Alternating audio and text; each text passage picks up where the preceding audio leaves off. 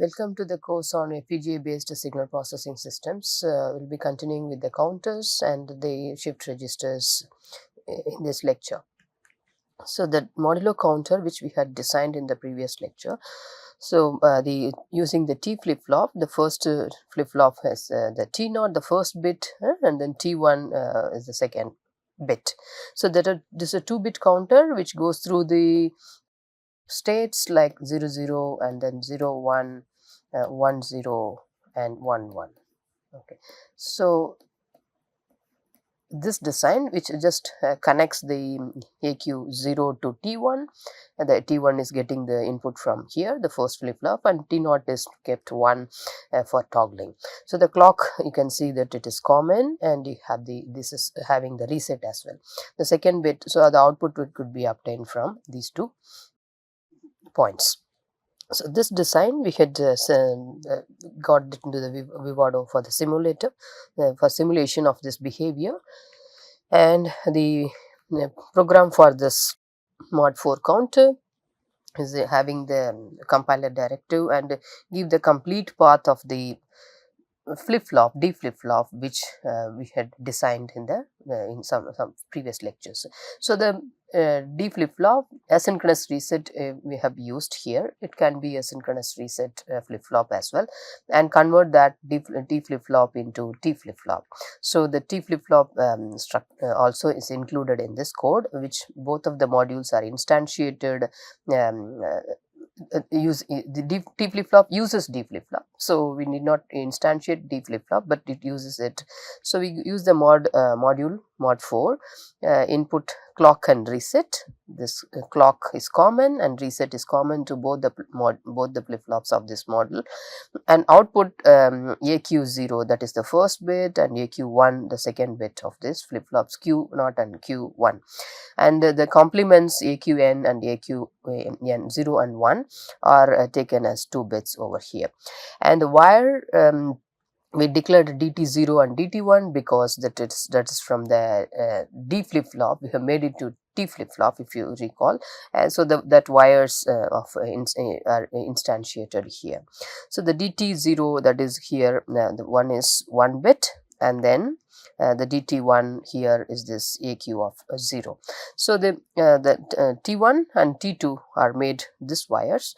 Also the T flip flop, what is that? This instantiation of the module name is T0, and the input DT0, clock and reset, these are inputs, and then AQ of 0 and AQN of 0 are the outputs. There is 2 outputs over here. This is one time instantiation, and then the second flip flop T1 is also again because we have this T flip flops module. So the one which we had already, this T flip flop instantiating over here, T flip flop T1, DT1, clock, reset, AQ1 and AQN1. So the after instantiation, so we can have this doesn't have this is not having any always block or something. And of course this T flip flop which has the D flip flop is used with the always block, and we have simply assigned these 2 inputs to the T flip flops here, and 2 flip flops are instantiated. So let us see the test bench. The module is called here, and then the inputs clock, reset, we make this clock and reset, and the output AQ 0 and 1. So here similarly AQN 0 and 1, its outputs are declared as usual in the case of the other test benches. Instantiate that module, Verilog module mod 4 UUT is that the dot clock dot reset dot AQN, the previous one instantiated, and then give the initialization of this clock make 0, reset 0. This is essential, and then end this initialization. Then comes to the stimulus as usual. So the stimulus, we will have this testing display and monitor, the commands which we usually use in all other test benches. So with respect to the time is also printed over this clock reset and AQN. So with this hash 10, because hash 10 given, it is mod 4 will count from 00011011 if reset is 0. If reset is 1, it is moving to 00, the output. So the hash 10 reset 0. So the first, and this clock, we need not be giving a clock equal to 1, or if you can even test it that clock, when clock goes to 1, what is the output. And then reset, because the clock is going to be generated now, this reset 1 and then reset 0, is it counting, or reset 1 after 10 nanoseconds of time in each, the reset is made in different conditions, so the 1 and zeros. So always clock is made as hash 50, clock not equal to not clock. This can be this is a 100 nanoseconds clock. The time period will be 100 nanoseconds. So with this, the view will see the waveform editor, how the counter is performing here. So you can see the clock, which is, we have made it one this pointer. So actually the clock starts over here.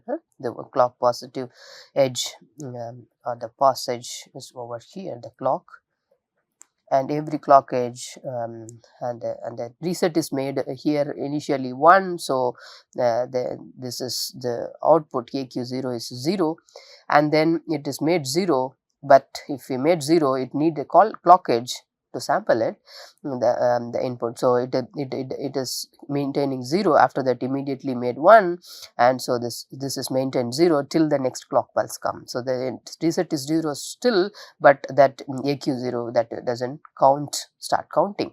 So at passage of the clock, it moves to the 0 1, yes, and the next passage of the clock, it is 1 0 1 1, and then it starts moving in the, with respect to every clock pulse, 0 0 0 1 1 0 1 1 0 0 0 1, and so on. It continues. The AQN, the 2-bit, is complement of it, 1 1 1 0 0 1 and 0 0. Okay, so this can be considered as if you just take the output at AQN, every clock pulse, this can down count. Okay, down count, and this can do a up count as well. So this is the complement anyway of the D flip-flop or T flip-flop, which is instantiated in the module. So that we can print this in the console. Initially the inputs, you can see the output of this unknown for still that reset is becoming 1. So these are the outputs, these points. Then it comes back to this 0 0, that is initialized to 0 0 because of reset 1 and that time 1. Then it starts counting to 1 0 1 1, and it continues over this AQN and AQ and AQN. So the mod counter moving over the 4 states, mod 4 counter, that's a 2-bit counter with respect to the clock edge, is shown here. And we have just made the mod 4 counter, the D flip-flop, the base block we made, and then we convert that into T flip-flop, and use the T flip-flop module for making the mod 4 counter. So this mod 4 counter now will use it for mod 64 counter. So you can use 3 of these counters, like the mod 4. So if even you can have this for 4-bit counter, because we had the 2-bit counter, you can instantiate mod 4 2 times and have the 4-bit counter, and instantiate 3 times, so that you have the 6-bit counter. So the idea of making this to 6 for larger module, the very log, using this smaller ones, how easy to make this module get instantiated in the larger module. So this example would show that mod 64 counter made with this mod 4, which has the D and T flip-flops. So that means the module is converted into, of course this mod 4 is designed with T, and we have used the D base flip-flop in that. So the counter starts over here. So Q0, Q1, Q2, Q3, Q4. I have listed the how do we make this changes, mod 4 to mod 64. Okay. So these 2 bits are corresponding to the first mod 4, and the next 2 bits are corresponding to the next mod 4, and the other 2 bits are going to the other mod 4. So the mod 4 counter which we had designed is the synchronous counter.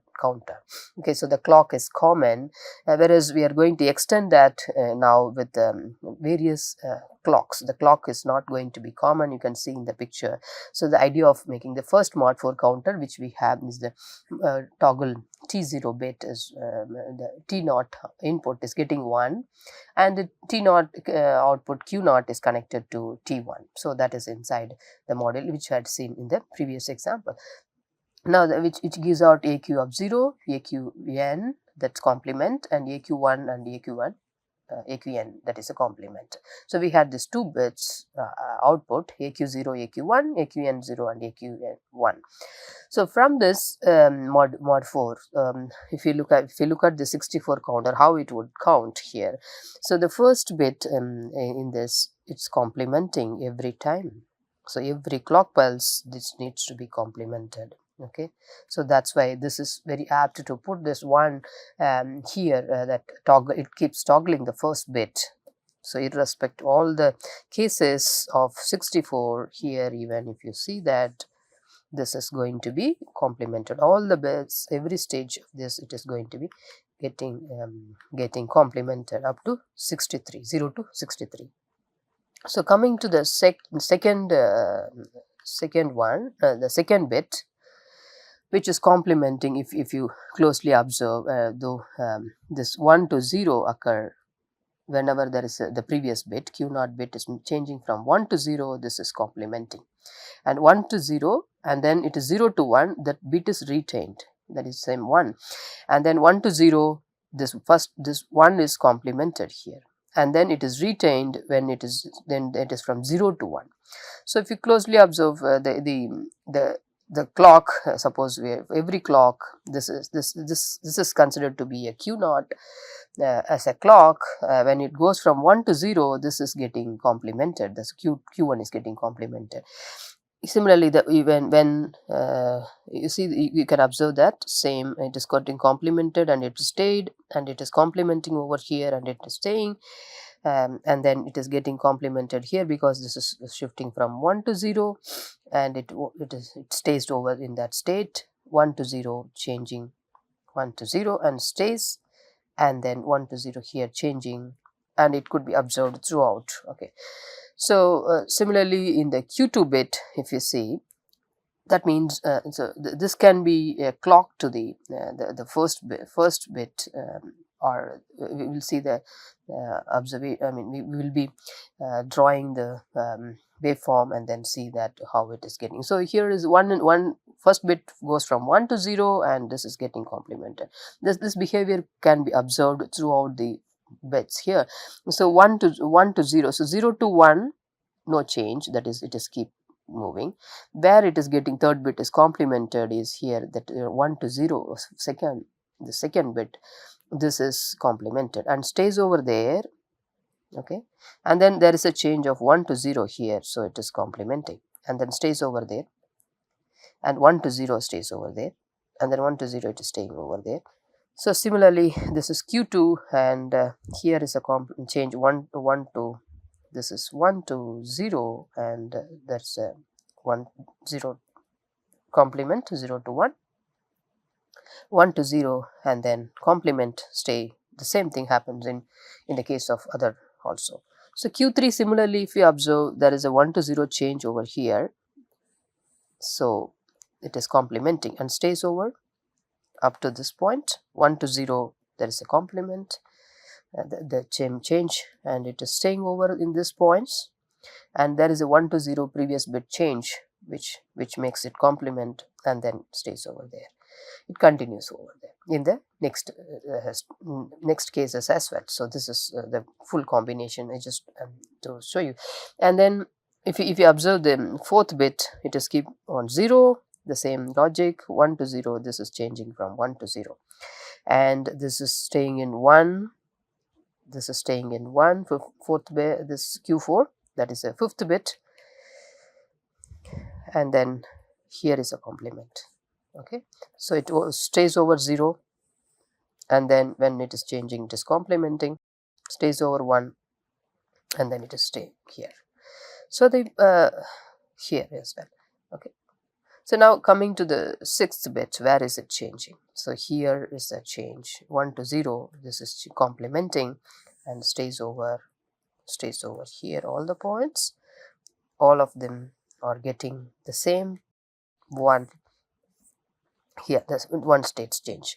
So this logic which we had used is because the first Q0 and Q1 bit we need not bother here, because we have the clock for it to take care of this. It is made in the synchronous fashion.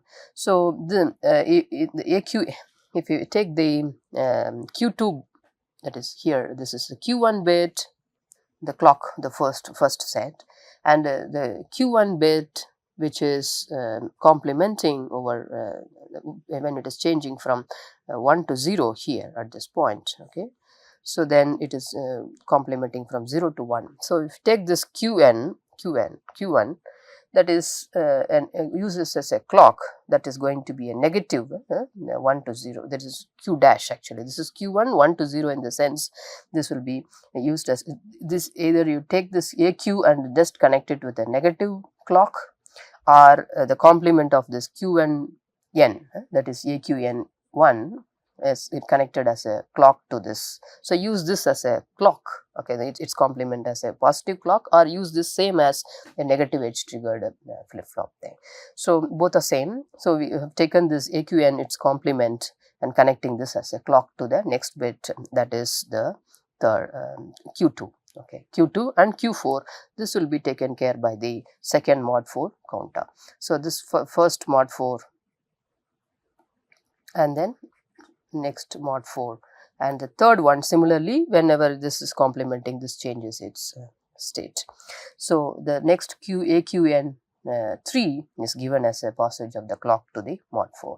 So this is how we can extend this to the mod 4 counter to the mod 64 counter to count this operation. Let us see the Verilog code for this is the logic, and it's same as the ripple counter design, so which doesn't have the same clock for all the flip flops, and it will be the clock of this first flip flop gets the clock, and the output of the next first flip flop goes as a clock to the next one, and then and it continues in the ripple counters. If you want to have the stages, so you can use the previous bit as a clock to the next one. So this is not I mean the mod 4 counter is, of course, it is a synchronous sequential design, whereas if you consider this part is a ripple counter logic that we used. So of course this takes time, the clock takes time from here. If you do the timing analysis, yes this would, the second clock will take time get into this mod 4 second one, and similarly the next one. So this is ripple fashion, which has the modules in the synchronous counter. So the this is the total structure of the module. Anyway, the first bits are now made it 1 1 1. We are not disturbing that, and only the clock is getting changed over here. So now the Verilog module. So instantiate that mod 4 here, give the complete path. Okay, the module mod 64, we call this counter module as mod 64, and inputs clock and reset, which we had in the mod 4, and output is now 6 bits, AQ 0 to 5 and AQN 0 to 5. So let's see the module, how small it is for the mod 64 counter. So mod 4, and this is M1, the first module, and the clock reset AQ, that is the 2-bit, and this is 2-bit, that is the first mod 4 counter instantiated. And then second, this assign, only thing is here we need to assign this this clock. I am just writing it a clock 2. This is clock 2, AQ1 is assigned as a clock 2, and then instantiate this module. So this is from 0 to 1 AQ, and this is 2 to 3, that 2 and 3 mentioned over here, outputs and its complement, and then assign this AQ3 as clock 3 here. Okay, 2 and 3, a clock 3, which is module of module 3. This one is again M3 is instantiated. So we have this M1 and M2 modules, also the M3 module. Okay, this is M3 module. So this is the total the mod 64 counter, which uses the mod 4 counter, and this is the assign statement is essential because we are assigning this one as we are giving this AQN as clock to the next one, AQ3 as clock to the next one. So 4 5 bits, so 0 to 1, 2 to 3 and 4 to 5 bits are taken care by this. So this N module and N module. So this is going to be the full Verilog code for the mod 64, instantiating mod 4 3 times and two assign statements. With that, the test bench of this mod 64 clock reset for the mod 4 counter, and the outputs, this is the AQN instantiate this mod 64 with all of this, okay, and initialize the inputs as we have this clock 0, reset 0. These are the steps which needs to be followed in the test bench, and then get into the stimulus for the display and stimulus display command of clock reset AQ and AQN. So add stimulus, first make the 0. So this will have the 64 combinations of output. Okay, so we have made this reset, and you can see the small 1 nanoseconds have been given to see all the combinations in the waveform editor. Reset 1 and then reset 0 #1. So every one, and we need a clock also. This clock is generated with 2 nanoseconds of time. Okay, so very short clock to have the every clock edge. It should move from 0 to 60. Every clock edge, one increment of the counter, 0 to 63. So we'll see the output here in the waveform editor, which I am showing in the radix with the decimal. So clock, you can see the short clock which is having the clock edges. So of course this is starting from here. In between we made this clock 100 nanosecond, this initial thing, the some nanoseconds of 10 which needs to be reset, and then we made it at first clock edge and second clock edge and third, fourth and so on. Okay, so the first clock edge, it is the 0, and the next clock edge 1 2 3. You can see that the count which goes up to here 52.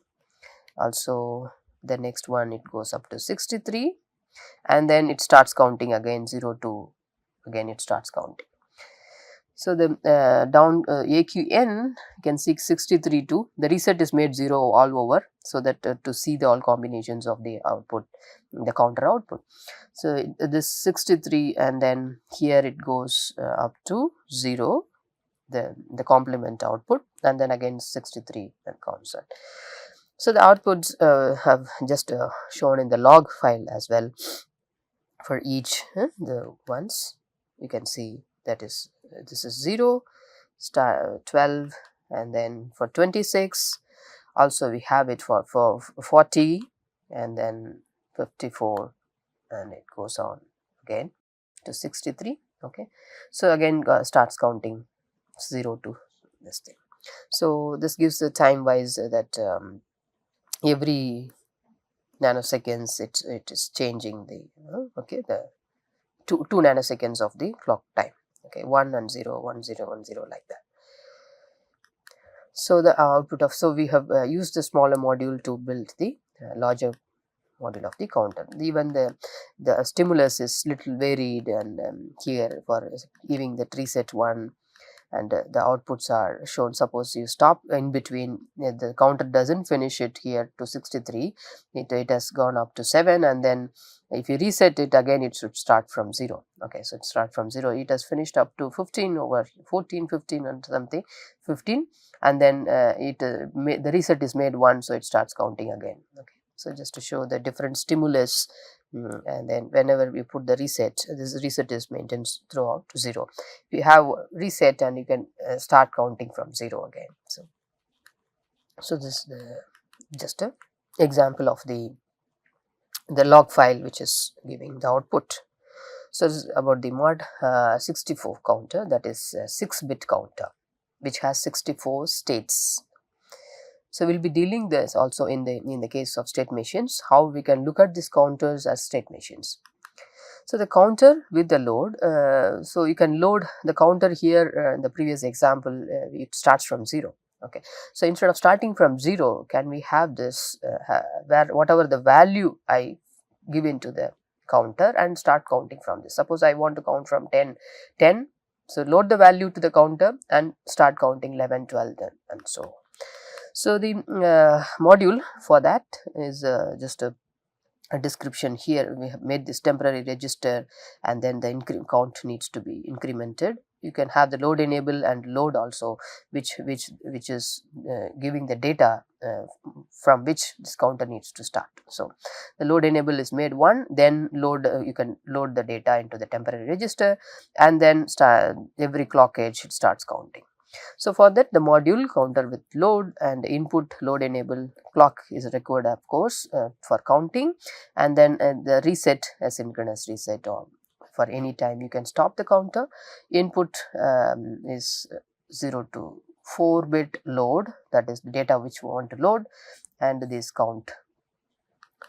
So here the load and the count are taken to be these wires. Now the reg temp, so always at passage or passage of reset, because this is an asynchronous reset. Whenever we want to stop the counter, it needs to be made 1. So if reset is 1, make this 4-bit output 0. That is temporary register will make this 4-bit output, that is 0. And then else if load enable is 1, so you can see that load enable, though it is in the input, it's not in the sensitivity list. Okay. So load enable 1, load equal to temp, that is the temporary register is loaded with this data. Else if load enable is 0 and temp equal to temp plus 1, that is start counting the value what is loaded in the register, temporary register, and then assign this temporary register then to the count finally, that is at whatever this time. This is a continuous assignment, and so it's going to be given here. So this is end module. So let's see the output module. The test bench declare all the registers, and then the wire, the count, and then instantiate this count load output, load enable clock, a reset load, and a count. Instantiate this module, initialize the inputs. We have this load enable clock, a reset, and load 0. This is load 0 initially, and then add the stimulus here with the display, all of this display, load enable, load, count, reset, all the variables with respect to the time. This is to print it in the console anyway. So at 50, that load enable is 0, is reset is 1. Okay, so and then reset is made 0, reset is 1, that the output will be 0, and then give the load enable 1 and load the data. Okay, here we didn't load the data to the counter, and then the register load enable is made 0 later, and then a reset also 0, then make load enable this data for 1 0 2, or this is 10, and load enable make 0 for counting, allowing these periods to count. Okay, end. So the clock is given to every clock edge, it needs to count as well. So the output, you can see the load enable is made 1. So initially in that case, this is the clock, you can see the clock over here, and the asynchronous reset, when it is made 1, the register becomes get the value, this is 0, and when load enable is made 1 and the data is loaded, that is first 0 0 1 0, and this count will be getting 0 0 and 0 0 1 0 till this point, and when the passage of the clock happens and the load enable is 0, it starts counting from this value 0 0 1 0 1 1 0 1, this is 3 4 5, this 1 0 1 0 here, that is 0 1 0 0, and we have changed this load enable to 1. Okay, so it counted up to 0 3, and then the load enable is made 1 and made the value 10. Okay, so that is getting passed over here, this is 10. So you can see that in the this can be loaded at this point, and load enable is 1, irrespective of the clock edge, it gets this value 10, made 10, and then that 10 is started counting from here after the load enable becomes 0. So from this edge 10, 11, 12, 13, 14, 15 and so on. So we made this at this point, and this point load enable to the counter, and it's counting, and suddenly this made is, if you allow it to allow the load enable 0, it would have been 4, 5, 6 every clock edge, and suddenly the data is changed over here to 10 in this point, the 3 and 4, and then here this 10, the 10 is now start incrementing over here. So for increment it looks for the clock edge. So you can see, though the data is loaded over here at this clock edge, this 10 is getting transferred here, and then start counting at the clock edges. So the output here again you can see the same thing in the console as well. So all of them listing the values, the same thing. So a few shift registers would like to give 2 shift registers. So if we have this, we can use the D flip-flops for the shift register for 2-bit, 4-bit or the n-bit register. Instantiating the D flip-flop and connecting the outputs of each also can be done. The shift register can be formed. Or logically we can have this, suppose you have the one and a shift input, and this is want to left shift it. Okay, so in that case 0 needs to be in this register, it's a 4-bit, 0, 1, 2, 3 should be shifted here. So we'll see the logic which we will be using it here. 0 to 2 can be given here, and then what is the 4th bit, 3rd bit, how it is getting changed. So the module, the shift register, which has the shift in option as well, shift register, load enable.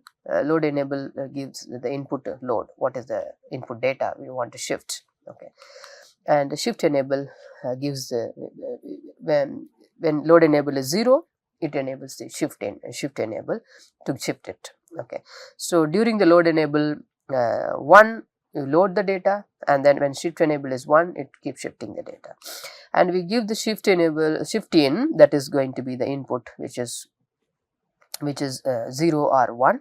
Okay, the input clock, and the output is the reg out 4-bit we need at any point of time.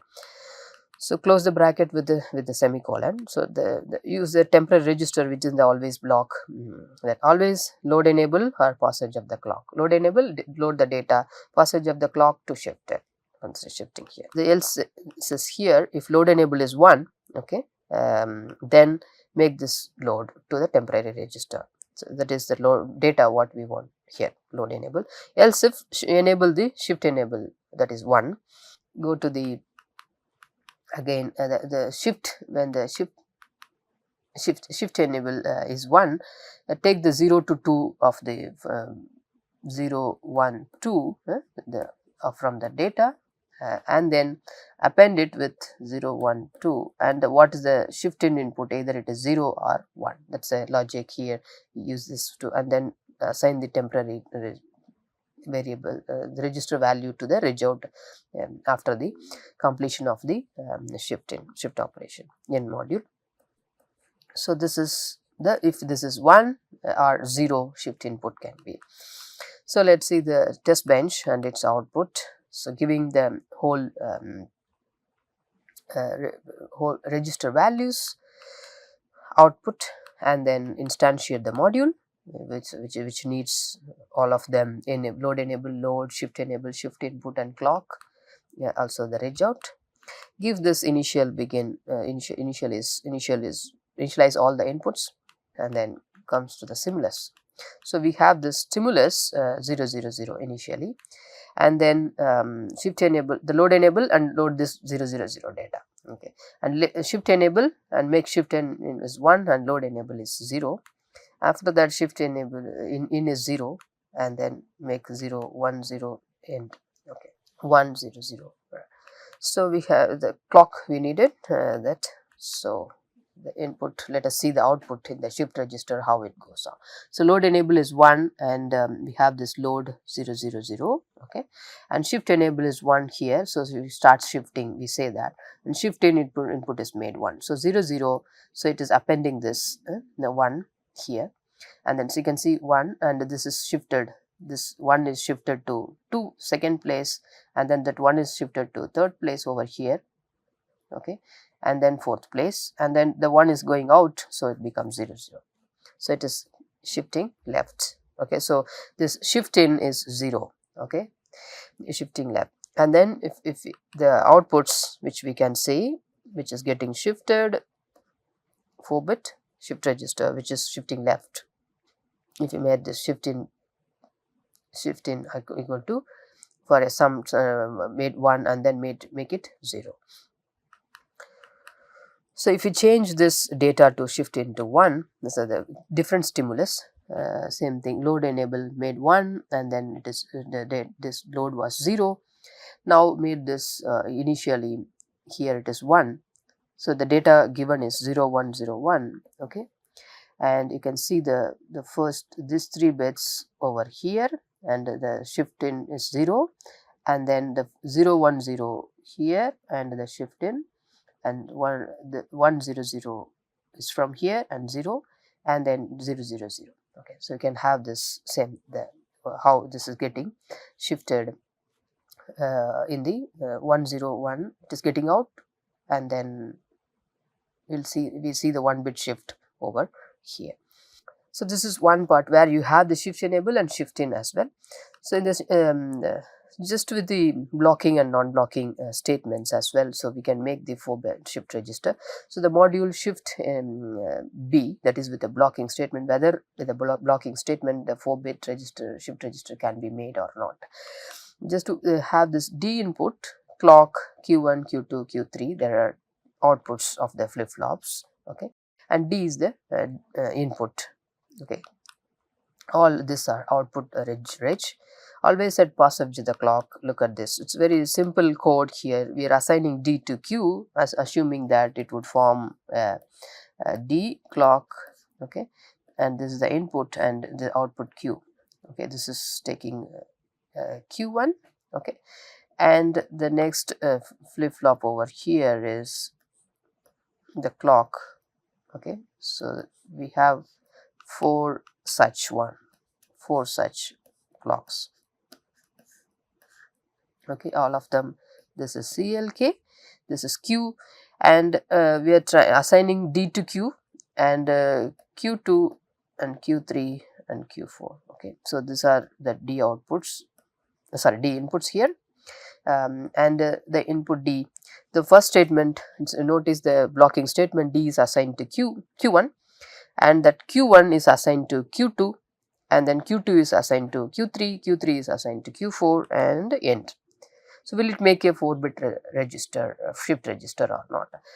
So D getting the value at clock edge, whatever, passed on to Q1, the first flip-flop. Yes, it would do that, but when Q1 will be passed to D or not. So updated Q1 will be taken here, that and passed to here. That means you are and then here Q2 also, because it's an evaluation and assignment is at t equal to 0, it is an immediate assignment. Q1 is passed here and assigned to Q2, Q2 is passed here and assigned to Q3, and so on. So that means D is copied to Q2, Q3, Q1 everywhere. So this D value, suppose you give 1, all of them would be giving the same output. Okay, Q1, Q2, Q3, Q4. So it doesn't form a shift register. Okay, so this it will form a parallel flip-flops which can give the same input copied over everywhere. Okay, so the 1 1 1 will be copied. Okay, so if that is let's see that over through the test bench. I am not giving the test bench here, that is very self-explanatory over in this shift, that is instantiation and the inputs and outputs. Later we can see this also in the waveform editor. What is the output? Add stimulus with the clock. Okay, D input is given 1, after 20 nanoseconds 0, it is made 1, and 0, assuming that it would make a shift register 1 0 1 0. Some input is given. So now if you see this dollar finish, this is a test bench, so we don't need it here. This D flip-flop, it's having 1 0 1 0, so 1 0, suppose 1 0, or if you look at, even it is happening before as well. Suppose you take this clock edge, you can see them Q1, Q2, Q3, Q4 copying the same one value. and at the next clock edge the 0 is copied over everywhere, and next clock edge this is 1 and copied in all the registers. Okay. So even in this clock edge this D delta is 0, so this is also 0 0 0 and this even 0. So Q1, Q2, Q3 everything is going to be 0. Okay, so it's not behave like a shift register using the blocking statement. So the outputs everywhere this is 0 or it is 1 or 0 1 or it is not shifting. And if what would we make the change in this same code, which always at the passage of the clock, just changing this blocking statements to non-blocking statement. Okay, so then what happens here, that is the D value, the D and the clock over here Q, and it takes this is D, this is Q1, this D,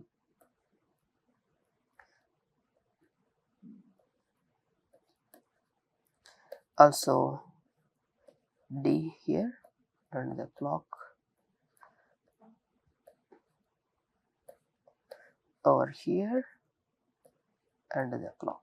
Okay, so these are all connected anyway, one clock only, and this is D. So Q1, Q2, Q3 is passed to here. Okay, so you'll get to Q4 as well. So this is, let's see how this D input is given, the first input, and then it is evaluated, not assigned to Q1, and this Q1 next statement is getting evaluated. This Q1 value is not the updated value, that's a previous value.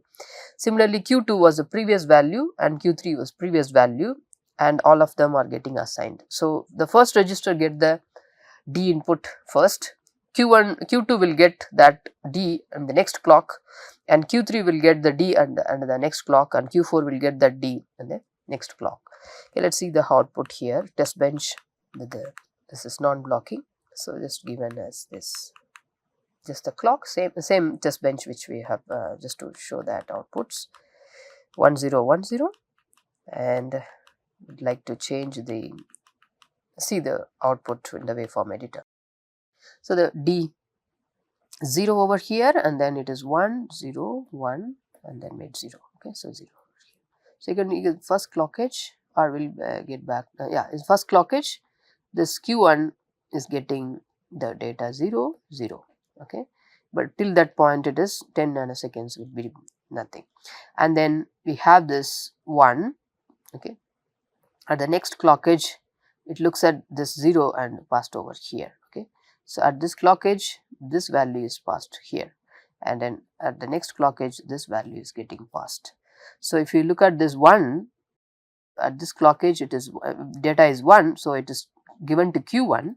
Okay, this is given to Q1 as 1, and then it is passed to the next clock edge to Q2, and that is passed to the next clock edge to Q3, and so on. It is, yes, it's perfectly 4-bit shift register. And this 0, again you can see the 0 getting passed to the registers, this 1 getting passed to the registers. So yeah, this is a 4-bit shift register. You can see them as in the console as well, Q1, Q2. So here 0 1 2 3 up to this point, and then we have this getting shifted. It is retained for the time negative clock of the clock pulse, so that's why it is showing 1 1. So 1 1, so getting shifted here, you can observe that. Okay, here the shifts. So we have seen the in this lecture that counters, how to build this larger counter using the smaller Verilog modules. Also the shift registers, which can have the load the data and then shift enable. The counter also, we had loaded the data and start counting from that, those Verilog modules we had looked into. and the shift registers actually serial in and the serial out shift register, or serial in parallel out also, if you count those registers, how the non-blocking statement can be used to form the shift registers. With this we have this counter shift registers and flip-flops will be completing this, and then we'll be using these counters and shift registers also in the as a state machine. When we deal with the state machines in detail, we'll look at them as state machines instead of instantiating or designing with D flip-flops. The Verilog modules will be very simple if we have this as a finite state machine, if you consider these counters as finite state machines. Thank you.